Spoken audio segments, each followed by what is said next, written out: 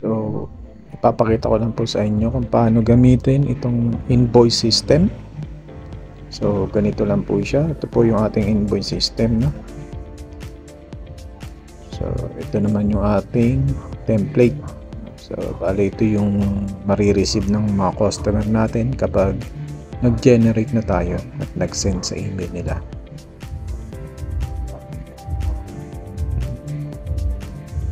And ito po, pwedeng siyang palitan ng kulay kung gusto nila.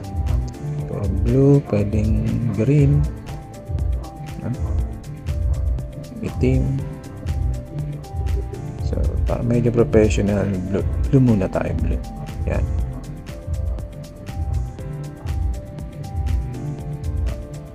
Tapos dito po sa setup, dito natin nilalagay yung mga product, service na ino-offer natin, no? So, yan. Lagay nyo lang yung pangalan ng service or product na ino-offer nyo. Tapos, sa tabi niya, sa next column, yung price naman. So, for example, dito, mag-input tayo. Example ay damit, no? Lagay natin dito damit. So, kung magkano natin siya binibenta. So, 150. Sample lang to. After nyo ma-set up yan, so pwede na tayong gumawa ng mga invoice natin.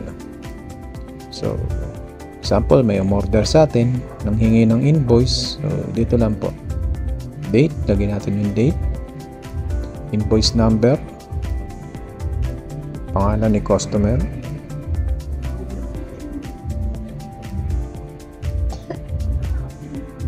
Address ni customer. Email address, importante po to, no? So, dapat may email address si customer para ma-receive niya yung invoice natin. Business style.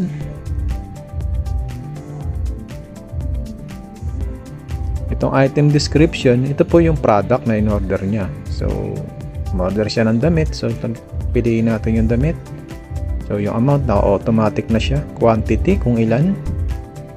So, automated computation po yan. Magiging 450 siya. Pieces. Kung may discount kayong binibigay, pwede rin po. Invoice link. Dito po mapupunta yung link ng ating ma-generate na invoice. So, wala po tayong gagalawin dyan. Leave it as blank lang po.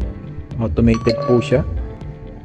Then, ito yung ating mark check to send email. So, kung gusto nating isend yung invoice, i-click na natin yung check. Tapos, masisend na siya dito sa email address na naka-input. So, ganun lang po, no? So, i-test po natin. Try po nating mag-generate para makita natin yung output. Generate. So, nagpa-process po yung ating system. Magpa-pop up naman po yan kapag tapos na. So, may lumabas na link. So, hintayin na lang nating masend. So, yun na. Invoice sent successfully. So, click OK lang. So, check natin yung invoice sa email. So, ito na po yung email. Yan, 001.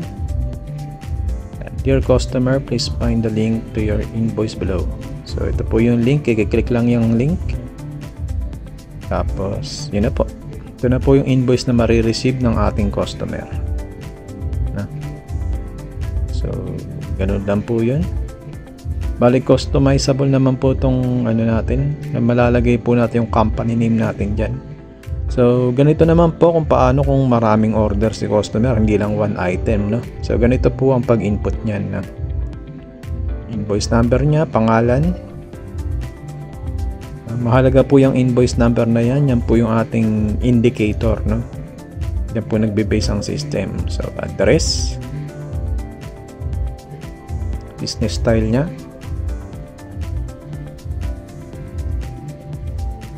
Cosmetics na lang lagay natin, example. Product pa yung o-orderin niya. So, dito sa example, maglalagay tayo ng 3 product, no? Yan. So, automated naman yan. Computation, no? So, ganito po yan, no? Pag sa second item, and so on, invoice number na lang po ang ilalagay natin, no? Hindi na po yung date, hindi na po yung address, no? Okay na po yan. Sa product na lang po tayo maglalagay. Tapos kung ilan, basta importante lang po, same sila ng invoice number, no?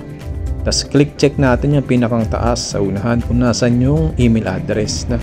Palitan ko lang to ng 008 kasi may 002 na pala tayo nagawa kanina. So, ganyan lang po, no? Delete ko rin tong mga link. Uncheck ko ulit. So, ayan. Delete ko ulit yung check. So, ito po. Game. Mag-generate na po tayo. Basta importante lang po, same sila ng invoice number, no? Para makapture yung kapag maraming binili si customer. Check natin. 008. So, ito yung 008 invoice. Na-receive na natin. So, ito po. Magsasama-sama po yung kaninang tatlong products, no? Kasi same invoice sila. Ganun po tumatakbo yung system natin. Kapag same invoice number, ibig sabihin po nun is multiple product yung binili ni customer. So, ganun lang po siya kasimple. Napaka-user friendly po. Meron din siyang, ayan, indicate. Makita nyo rin kung ilan na ba yung na-sold. Kung ilan na yung na-send na email. Tapos yung total sales natin, may kita rin po natin dito. So, ganun lang po. Salamat.